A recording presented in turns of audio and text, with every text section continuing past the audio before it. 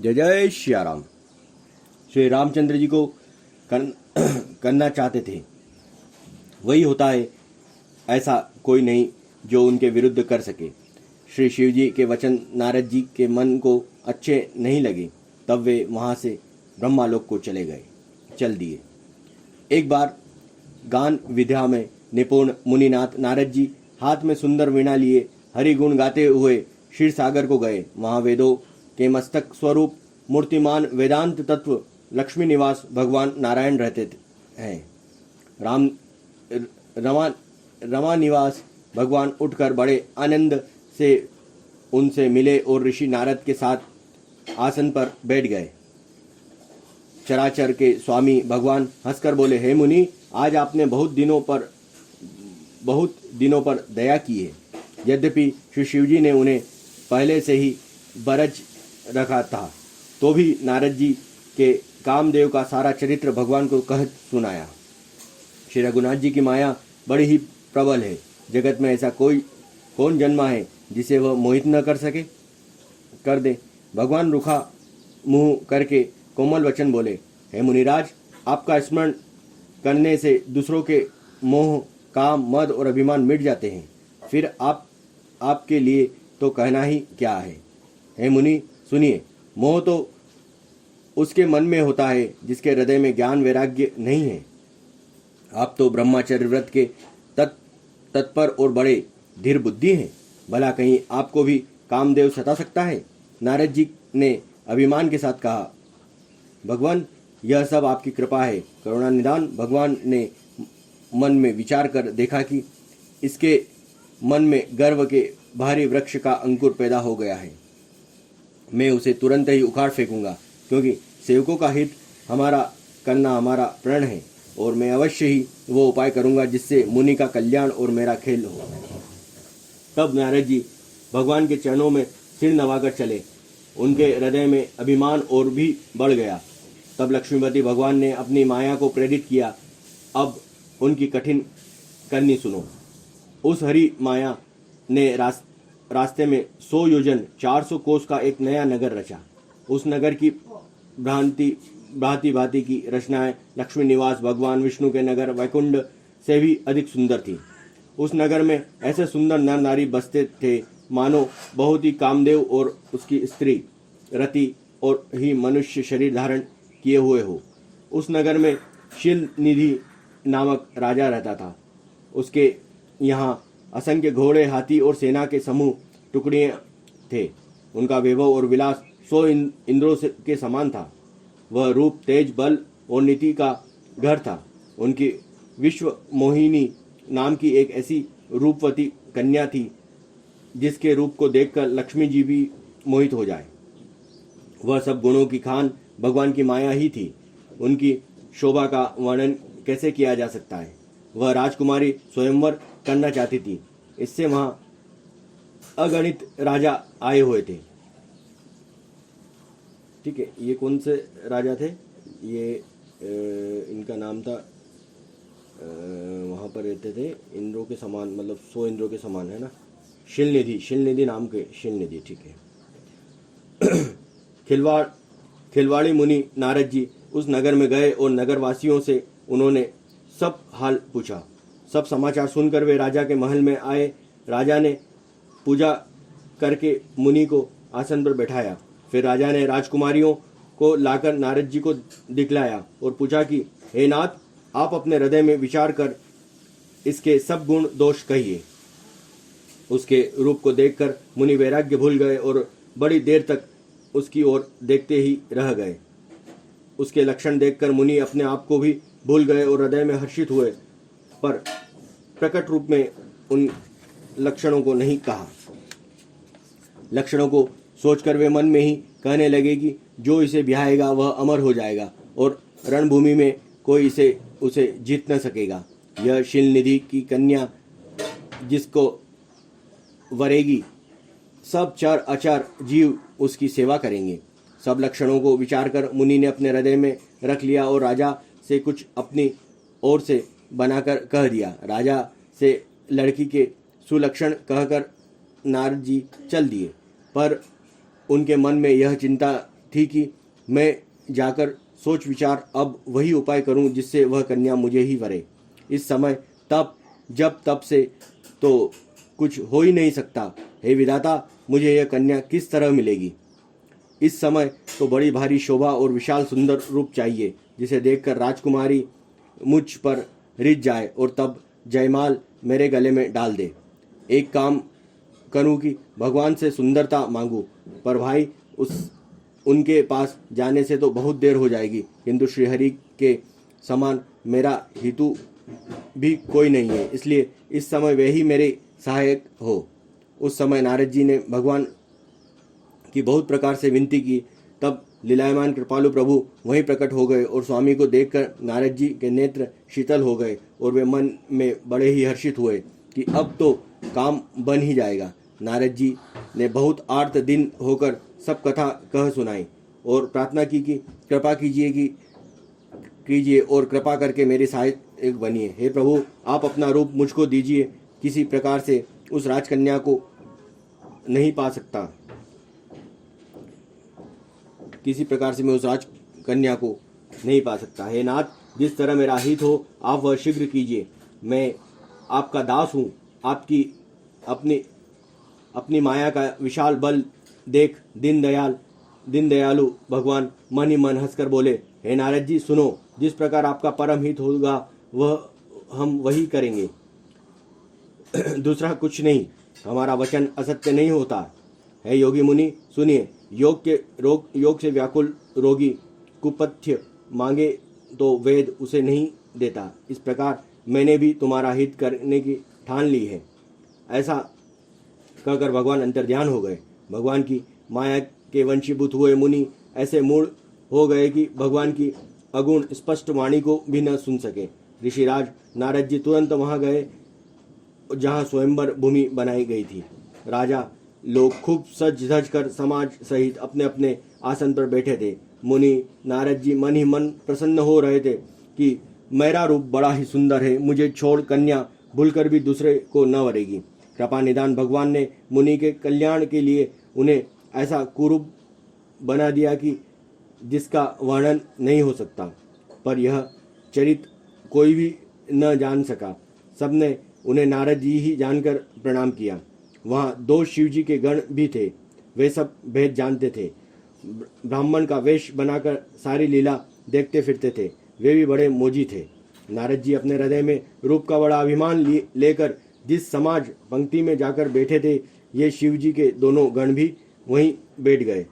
ब्राह्मण के वेश में होने के कारण उनकी इस चाल को कोई न जान सका। बोलो सियावर रामचंद्र की जय, पवन पुत्र हनुमान की जय, जय जय महादेव की जय, जय सिया राम, जय सिया राम, जय जय सिया राम। वे नारद जी को सुनाकर व्यंग वचन कहते थे। भगवान ने इनको अच्छी सुंदरता दी है और इनकी शोभा देखकर राजकुमारियां रिंझ ही जाएगी और हरि वानर जानकर इन्हीं को खास तौर से वरेगी। नारद मुनि को मोह हो रहा था, क्योंकि उनका मन दूसरों के हाथ माया के वश में था। शिवजी के गण बहुत प्रसन्न होकर हंस रहे थे। यद्यपि मुनि उनकी अटपटी बातें सुन रहे थे, पर बुद्धि भ्रम में सनी हुई होने के कारण वे बात उनकी समझ में नहीं आती थी। उनकी बातों को वे अपनी प्रशंसा समझ रहे थे।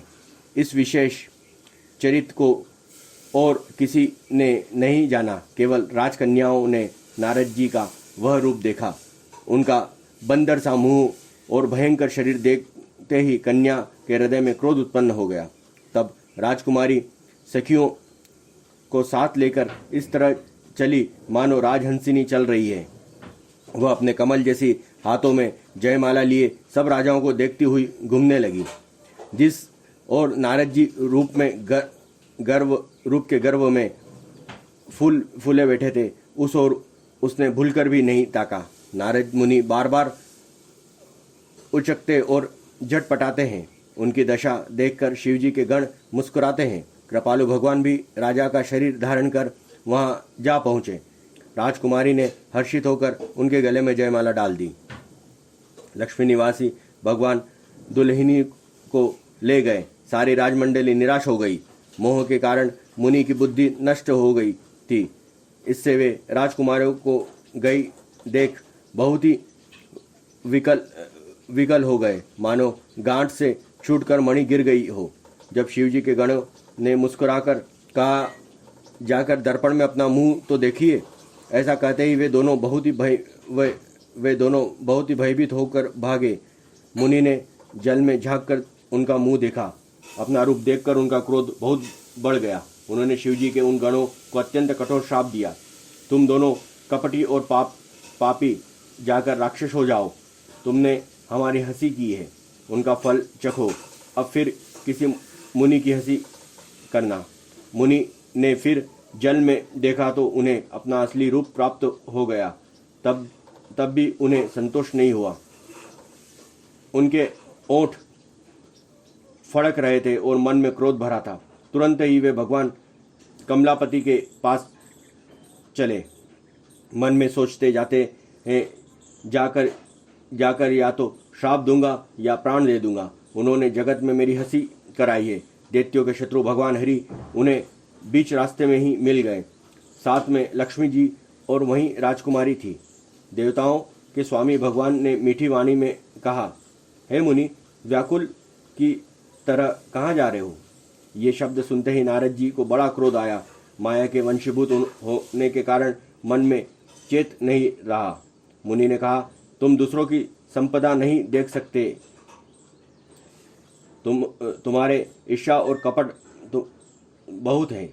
समुद्र मंथन समय तुमने शिव को बावला बना दिया और देवताओं को प्रेरित करके उन्हें विषपान कराया। असुरों को मदिरा और शिवजी को विष देकर तुमने स्वयं लक्ष्मी और सुंदर कौस्तुभ मणि ले ली। तुम बड़े धोखेबाज और मतलबी हो, सदा कपट का व्यवहार करते हो। तुम परम स्वतंत्र हो, सिर पर तो कोई है नहीं। इससे जब जो मन को भाता है स्वच्छंदता से वही करते हो। भले को बुरा और बुरे को भला कर देते हो। हृदय में हर्ष विषाद कुछ भी नहीं लाते। सबको ठग कर परख गए हो, अत्यंत निडर हो गए हो। इसी से ठगने के काम में मन में सदा उत्साह रहता है। शुभ अशुभ कर्म तुम्हें बाधा नहीं देते। अब तक तुमको किसी ने ठीक नहीं किया। ये नारद जी कह रहे हैं, भगवान से, श्री हरि से वचन कह रहे हैं। अब की तुमने अच्छे घर बना दिया है, मेरे जैसे जबरदस्त आदमी से छेड़खानी की है, अतः अपने किए का फल अवश्य पाओगे। जिस शरीर को धारण करके तुमने मुझे ठगाए, तुम भी वही शरीर धारण करो। यह मेरा श्राप है। तुमने हमारा रूप बंदर सा बना दिया था, इससे बंदर ही तुम्हारी सहायता करेंगे। मैं जिस स्त्री को चाहता था उससे मेरा वियोग कराकर तुमने मेरा बड़ा अहित किया। इससे तुम भी स्त्री के वियोग में दुखी होगे।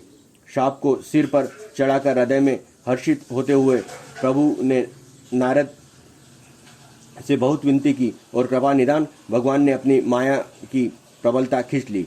जब भगवान ने अपनी माया को हटा दिया तब वहाँ न लक्ष्मी ही रह गई न राजकुमारी ही। तब मुनि ने अत्यंत भयभीत होकर श्रीहरि के चरण पकड़ लिए और कहा, हे शरणागत, मैं दुखों को हरने वाले मेरे रक्षा कीजिए। हे कृपालु, मेरा श्राप मिथ्या हो जाए। तब दिनों पर दया करने वाले भगवान ने कहा कि यह सब मेरी ही इच्छा से हुआ है। हे मुनि ने कहा, मैंने आपको अनेक खोटे वचन कहे हैं, मेरे पाप कैसे मिटेंगे? भगवान ने कहा, जाकर शंकर जी के शत नाम का जप करो, इससे हृदय में तुरंत शांति होगी। शिवजी के समान मुझे कोई प्रिय नहीं है, इस विश्वास को भूलकर भी न छोड़ना। हे मुनि, पुरारी शिवजी जिस पर कृपा नहीं करते वह मेरे भक्ति नहीं पाता। हृदय में ऐसा निश्चय करके जाकर पृथ्वी पर विचरो। अब मेरी माया तुम्हारे निकट नहीं आवेगी। बहुत प्रकार से मुनि को समझा बुझाकर डांडस देकर तब प्रभु अंतर्ध्यान हो गए और नारद जी श्री रामचंद्र जी के गुणों का गान करते हुए सत्यलोक ब्रह्मालोक को चले। शिव जी के गणों ने जब मुनि को मोह रहित और मन में बहुत प्रसन्न होकर मार्ग में जाते हुए देखा, तब वे अत्यंत भयभीत होकर नारद जी के पास आए और उनके चरण पकड़कर दिन वचन बोले।